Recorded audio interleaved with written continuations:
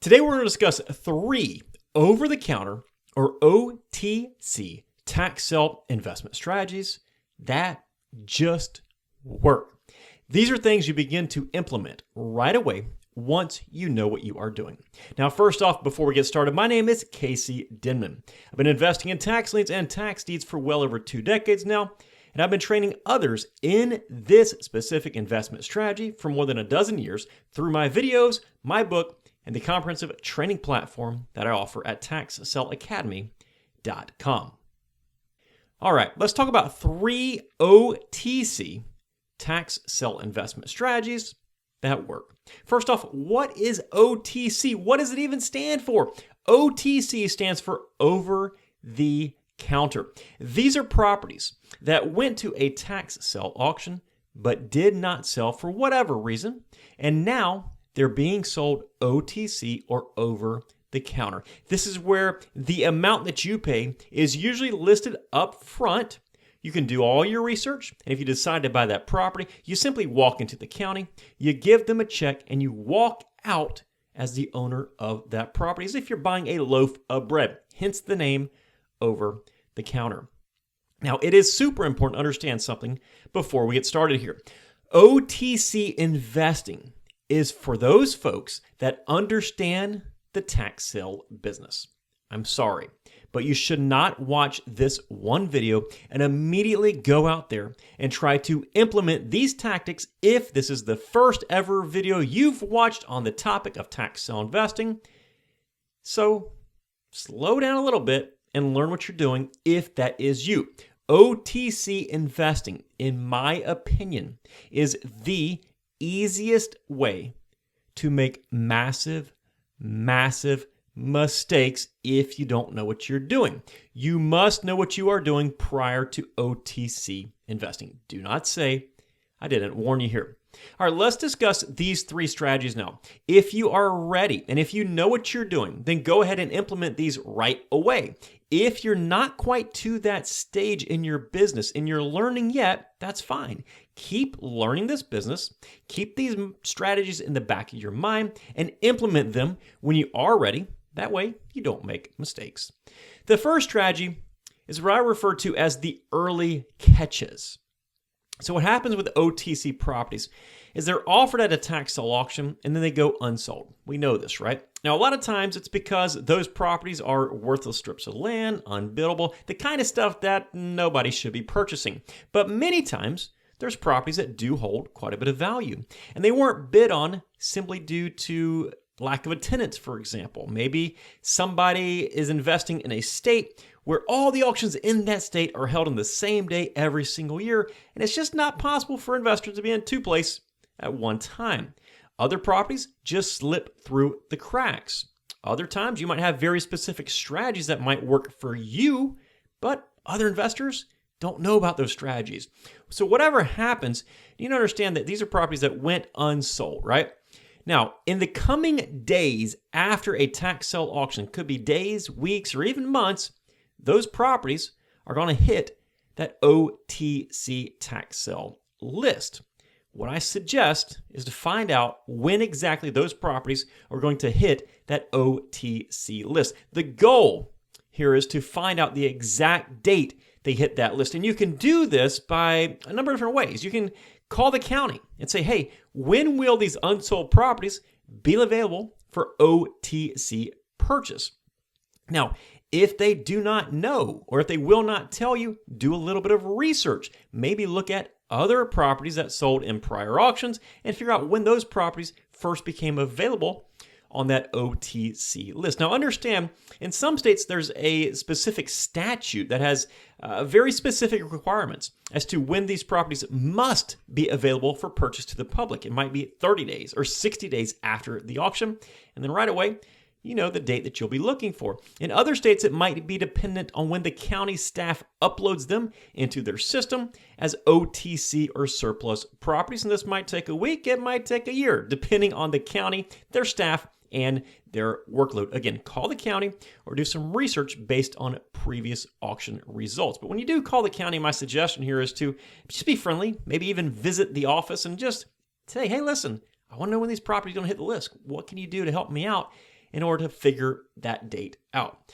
What happens is the longer these properties sit on an OTC list, the lower quality they likely are. If you buy a property from that list that has been on there for 10 years, you'd better be real concerned, because that means not only did not sell at the auction, but for the past 10 years, investors have been seeing that property on an OTC list and have passed. It's probably a problem property.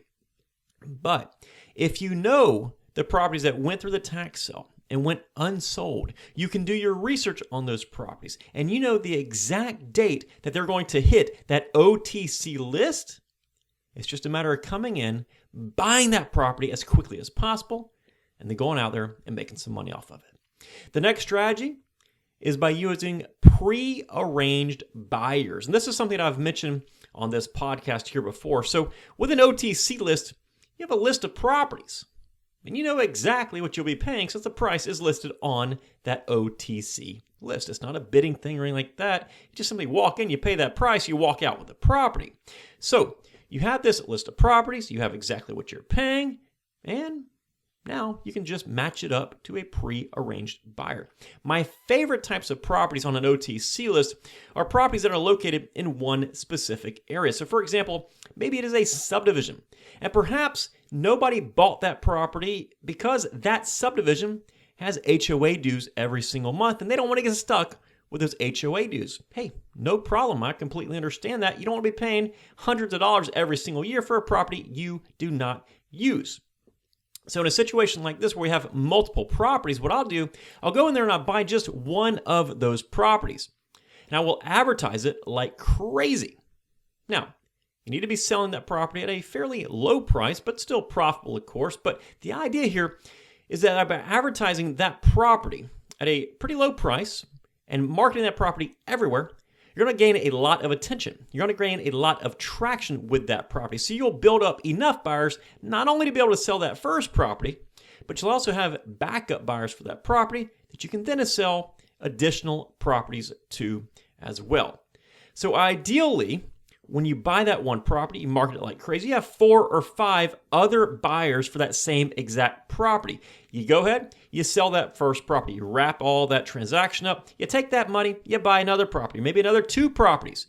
And then it's just a matter of matching up those prearranged buyers with the properties that you are purchasing off of that OTC list, resell them right away, do it all over again, rinse and repeat. And the cool thing about this is that if you have a buyer's list established already, if you're a veteran real estate investor like I am, and like a lot of the members in the Tax Sale Academy are, you probably already have an established buyer's list that is willing to buy properties at a set price. And then it's just a matter of buying all the properties, send them out to your list, and selling all those properties to different buyers over time. And what this does is essentially allow you to scour OTC lists across the country that have multiple properties in one area, or multiple properties that might match up to your pre-existing buyer's list, what they're looking for. You simply go in, you can create an on-demand income stream for your business. And the last strategy I want to discuss today when it comes to OTC investing is combining parcels. I often see properties that go to a tax sale auction, and on their own, they are not buildable. They're too small to be buildable. But it's not uncommon to see 2 side-by-side parcels go to a tax sale auction, and they don't get sold because they're unbuildable by themselves. Then these properties will pop up on an OTC list as 2 separate parcels, of course. So what you do, you go in, and if they're side-by-side, you buy both properties, you combine these 2 parcels with the county, and you've turned 2 unbuildable lots into 1 buildable lot that now has a much higher value since it is buildable. Now, this requires an understanding of what the county will and won't allow, and in that regards, I would probably consider this a slightly more advanced strategy, but in reality, it's just more advanced because it takes a little bit more time, a little bit more effort, and you need to go down the county and contact them and say, what do I need to do? And what will you allow when it comes to combining parcels? Now, in some scenarios, you simply won't be allowed to combine parcels no matter what, depending on your county. But in a lot of other scenarios, you are able to combine these parcels. So you can dig through those tax sale lists, find properties that are next door to each other, combine them, and instantly increase the value rather substantially.